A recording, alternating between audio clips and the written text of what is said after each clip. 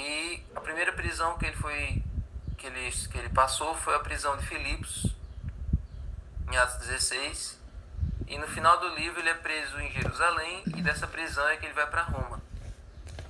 E nessa época que ele estava preso em Roma, ele sempre ficou o tempo todo acorrentado a um soldado romano de elite, que era, como eu disse, um guarda pretoriano que era da guarda do próprio Nero.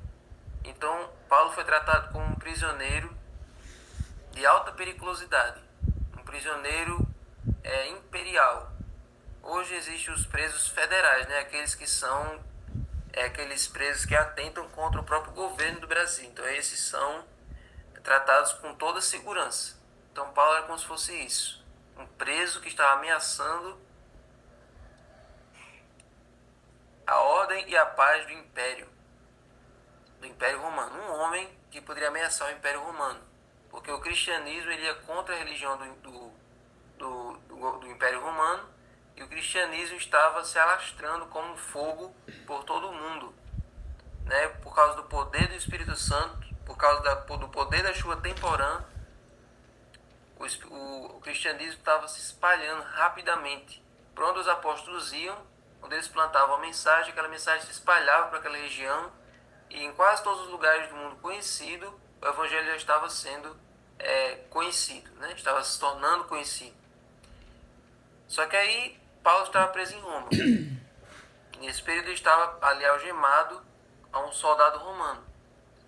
E aqui tem um líder cristão do início do segundo século depois de Cristo, 200 anos depois de Cristo, que ele afirma que ele também esteve nessa situação acorrentado a um soldado romano, e ele disse que os soldados romanos eram como feras. E quando você tratava eles bem, era aí que eles tratavam você mal. Eles só pioravam quando você tratava eles bem. Se você tentasse ser amigo deles, eles começavam a tratar você pior ainda. E olha que isso aí foi no segundo século, ou seja, 200 anos depois de Cristo. O Império Romano só foi cair 400 anos depois. Isso aí foi 200 anos depois de Cristo. E essa história de Paulo, esse momento que Paulo estava preso, foi no ano 60 depois de Cristo. Essa história, esse momento em que Paulo escreve Filipenses e Colossenses. Aí eu pergunto a vocês, uma coisa bem curiosa aqui para vocês responderem. Vocês lembram que o apóstolo Pedro também, no livro de Atos, ele também esteve acorrentado a dois guardas?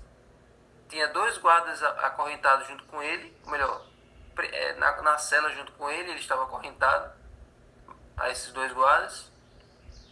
Na porta da frente também tinha dois guardas, e tinha também dois guardas no corredor e dois guardas lá no portão. 16 soldados para guardar um só homem. Por que naquela ocasião de Pedro, Deus mandou um anjo que passou por todos aqueles 16 guardas, libertou Pedro e soltou ele? No outro dia ele apareceu pregando lá no templo. E por que Paulo, Deus não mandou nenhum anjo para libertar Paulo? Por que Paulo foi até o final da sua vida acorrentado, desde o momento que ele foi preso, né, até ele ser decapitado, ele ficou sempre acorrentado esse soldado romano? Por que para Pedro Deus mandou um anjo para libertar e para Paulo Deus não mandou um anjo? Coloca aí no chat, isso aqui é interessante para vocês responderem. Já eu continuo aqui a restante da lição. Eu quero ver se vocês têm opinião própria. Por que para Pedro Deus mandou um anjo? Deus conhecia a fidelidade de Paulo e precisava dele. E mais? Porque Paulo apelou para César. Boa também, boa resposta. Por quê? Sabe por quê? Porque aquele episódio de Pedro ainda estava no começo. Olha aí, muito bem. Isso aí, exatamente. Pedro ainda estava no começo do seu ministério. Aquilo ali, ele ainda tinha muito chão para andar, ainda tinha muita lenha para queimar. Aquilo ali, se Pedro morresse ali, se Pedro ficasse acorrentado ali, muito do seu ministério, muita coisa, muito do seu potencial ainda não tinha sido explorado. Então, Deus ainda tinha muito ministério, muita coisa para Pedro fazer ainda. Então, por isso que Pedro foi libertado naquele momento. Só que essa ocasião aqui, que Paulo já estava preso, Paulo já tinha feito até o impossível. Paulo já tinha viajado pelo mundo todo em 3 viagens missionárias longas, onde ele já tinha evangelizado vários países, bem longe de casa, já na Espanha, enfim. Exatamente. E aí Paulo já estava no fim do seu ministério. Na verdade, o ministério de Paulo poderia ter durado mais, só que ele cometeu um pequeno erro, que foi ter dado ouvidos ao pedido que os judeus fizeram para ele participar do ritual de purificação, e o ministério dele foi abreviado. Mas ele já tinha feito muita coisa. Então, como ele tinha apelado para César, como vocês colocaram no bate-papo, como ele tinha apelado para o imperador, e ele teria que testemunhar diante de reis, como Samara disse, então Deus permitiu que ele fosse levado para Roma, e lá o seu testemunho fosse ainda mais impactante, fosse ainda mais poderoso, porque ele estava pregando diante do imperador e diante dos moradores de Roma. Como ele já tinha falado em vários lugares do mundo, faltava ele falar na capital do mundo, que era Roma. Então, às vezes Deus liberta você, porque Deus sabe que com a sua liberdade, quando a doença sai, quando o problema que você está passando ele é tirado, você vai poder testemunhar ainda muito tempo. E às vezes Deus não liberta você daquele problema, não liberta você da doença, não liberta você daquele mal que está assolando você, porque Ele sabe que é naquele problema, durante aquela situação difícil que você vai testemunhar, que você vai que a sua angústia ali, o seu sofrimento vai ser para a honra e glória dele. Então Deus sabe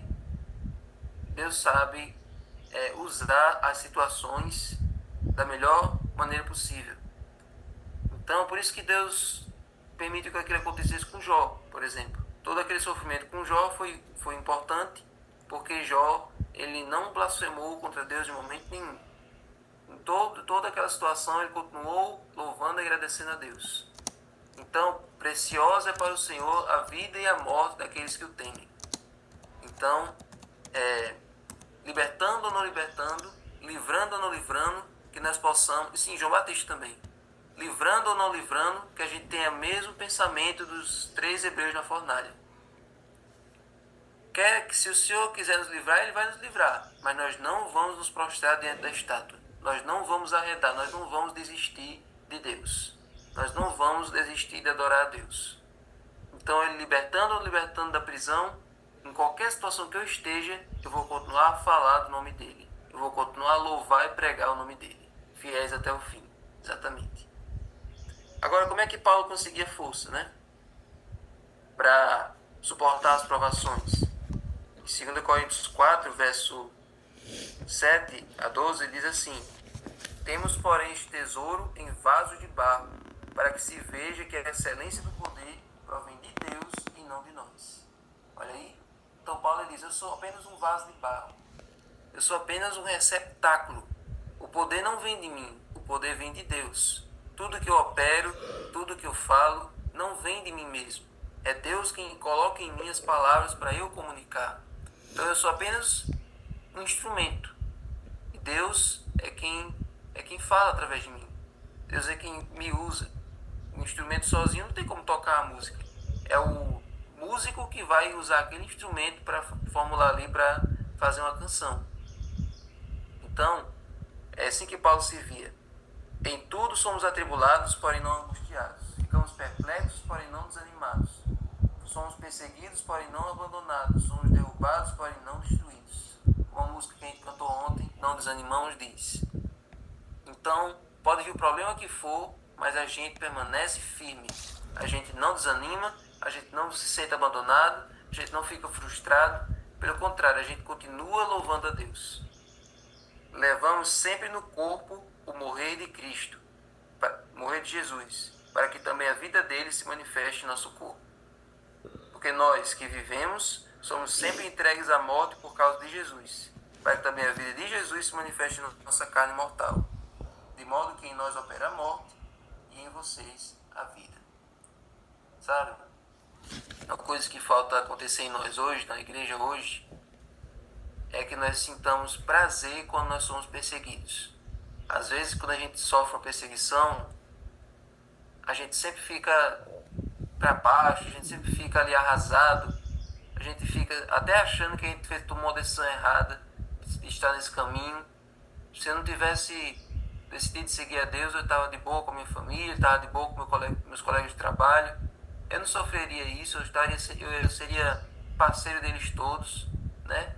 Nunca sofreria um escárnio, nunca sofreria esse sarcasmo que eu sofro hoje por ser seguidor de Jesus. Só que quando a gente olha para os apóstolos, você vê que eles comemoravam, que eles achavam bom, eles louvavam a Deus quando eles eram açoitados, quando eles eram humilhados, porque eles aí estavam sofrendo um pouquinho do que Jesus sofreu.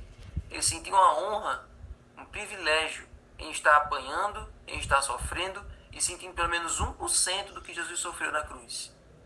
Quando é que nós vamos ter esse mesmo pensamento? De nos sentir privilegiados em sofrer por Jesus. Isso é uma coisa que talvez tenha que ser trabalhada a vida toda na nossa vida para que a gente tenha esse mesmo sentimento que os apóstolos tinham. Tudo isso aqui, Paulo está dizendo, olha, eu levo no corpo as marcas de Jesus. Eu sinto prazer em sofrer por ele. Eu sinto prazer em morrer por ele.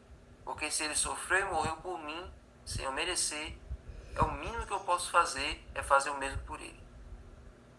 Então, quando nós tivermos essa relação de dependência e retribuição ao que Jesus fez por nós, nós vamos estar vivendo a vida cristã da maneira certa. Vida cristã é nos tornarmos iguais a Cristo. É passarmos por todos os passos que ele passou. E assim, gente, vamos aí para o capítulo 6. Capítulo 6, verso 3 a 7. Nós não queremos dar nenhum motivo de escândalo em coisa alguma para que o ministério não seja censurado. Não quero ser motivo de tropeço para ninguém. Pelo contrário, em tudo nos recomendamos como ministros de Deus, na muita paciência, nas aflições, nas privações, nas angústias, nos açoites, nas prisões, nos tumultos, nos trabalhos, nas vigílias, nos jejuns, na pureza, no saber, na paciência, na bondade, no Espírito Santo, no amor não fingido, na palavra da verdade, no poder de Deus, pelas armas da justiça, tanto para atacar como para defender. Por honra e por desonra, por infâmia e por boa fama, por enganadores e sendo verdadeiros, como desconhecidos, mas sendo bem conhecidos, como se estivéssemos morrendo, mas aí que nós estamos vivendo, como castigados, porém não mortos, como entristecidos, mas sempre alegres, como pobres, mas enriquecendo a muitos, como nada tendo, mas possuindo tudo. Esse é o segredo da vida cristã. Aos olhos de todos parece que nós estamos morrendo. Aos olhos do mundo parece que nós estamos enfraquecendo. Mas é quando nós somos fracos que é aí que nós somos fortes. Quando parece que nós estamos acabrunhados, é aí que nós estamos pipocando de alegria e de felicidade. Nós somos um pequeno povo muito feliz. A gente sofre perseguições, a gente sofre escárnio das outras pessoas, mas a palavra e o Espírito Santo é que nos mantém para cima.